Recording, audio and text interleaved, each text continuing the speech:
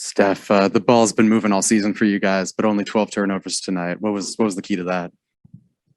Just making sound decisions, hitting open, guy, and trying to play under control. Second quarter, we had so many open looks just because we didn't force anything. Got great spacing, didn't make anything.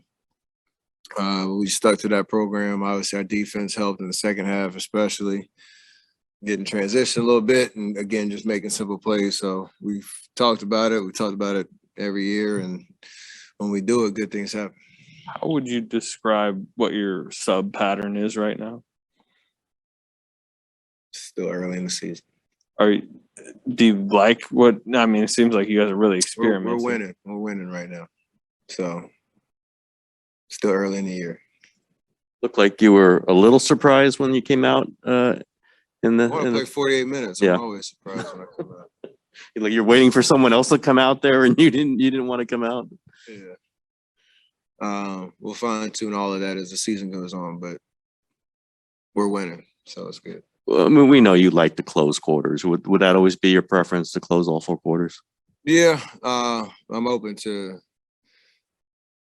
different looks that maybe keep minutes monitored, but still allow it to be continuous. So you still keep a rhythm and what I'm used to. But again, long season, so things get ironed out and can change pretty quickly depending on how things are going. Okay, at 7-1, how good do you think you are right now? I mean, we're pretty good. I've obviously, had this long homestand. Some teams with not great records, but we're taking care of business, and eventually you play everybody. So it's just a matter of controlling what you can control. Obviously, for us, you got to focus on, again, the things that no matter who you're playing will allow us to be the team that we want to be. Turnovers, our defensive presence, everybody who's out there being a threat to shoot the ball on offense. And then, as we go through the year, continue to measure ourselves against whoever we play. So I like where we're at right now. We're obviously a much better team than we've been in the last 2 years, and we have to continue to prove that every night. Two blocks tonight, pretty powerful blocks. Yeah, man. Sometimes you just have good timing in the right place at the right time.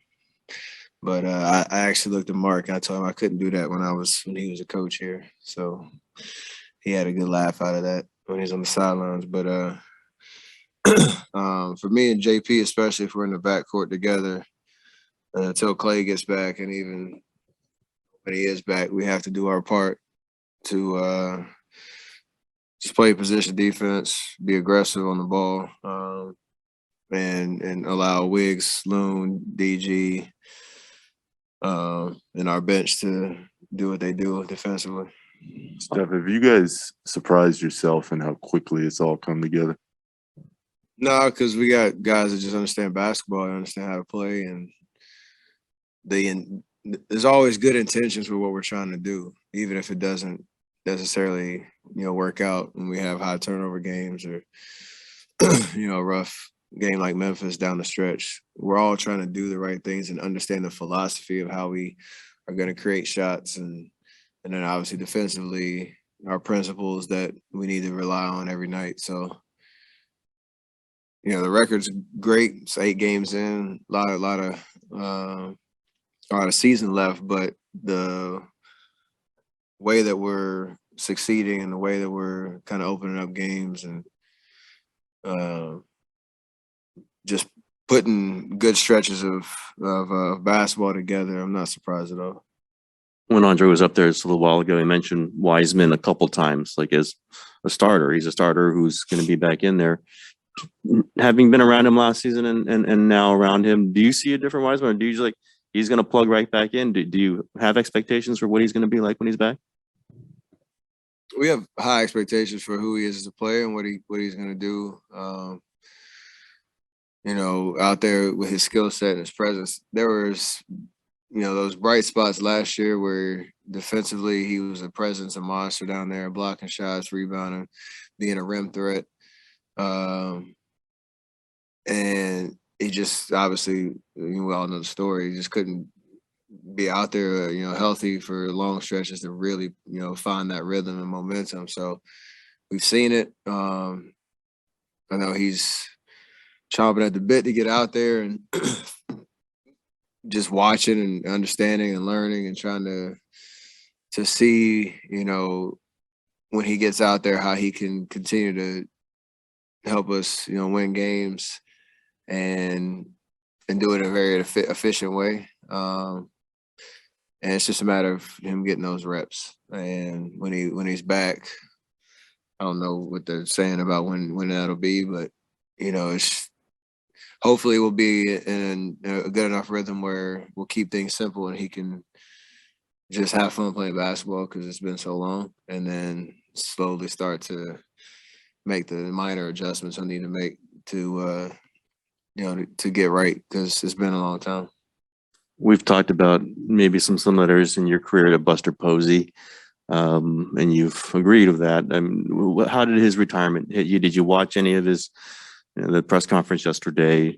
What does that mean to you? I watched his. He's obviously pure class. The way he represented the entire Giants organization and himself, his family. It's so cool to see somebody be able to go out on their own terms, with hopefully no regrets and a lot of a wild resume under his belt, and not just the accolades and championships, but there's always like a feeling of somebody who represented one organization for his entire career and did it with class the entire time. And I'm sure anybody who played with him, ran into him, had a conversation with him, they all, can speak to that, myself included. So it's pretty awesome to know, stand up on a podium like that when the career is over and ride off into the sunset on your own terms. That's dope. So it's obviously a shock. He had a hell of a year this year. So hope to be in that situation not too soon, but Don't do it right away. Yeah. I said not too soon. You guys are number one in defense right now. How much of that? I mean, I know it's team wide, but how much of it is what Draymond is doing right now? We should start that narrative. It's everything. It's identity. It's the versatility of being able to obviously guard a lot of different positions, and then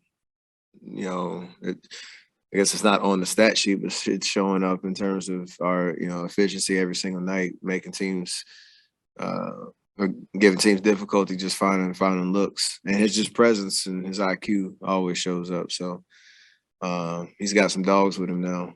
GP coming off the bench, Loon doing his job, Wiggs on the ball. So just trying to create that identity and that expectation. We can do that every night, no matter who we play. What have you thought early of Kuminga?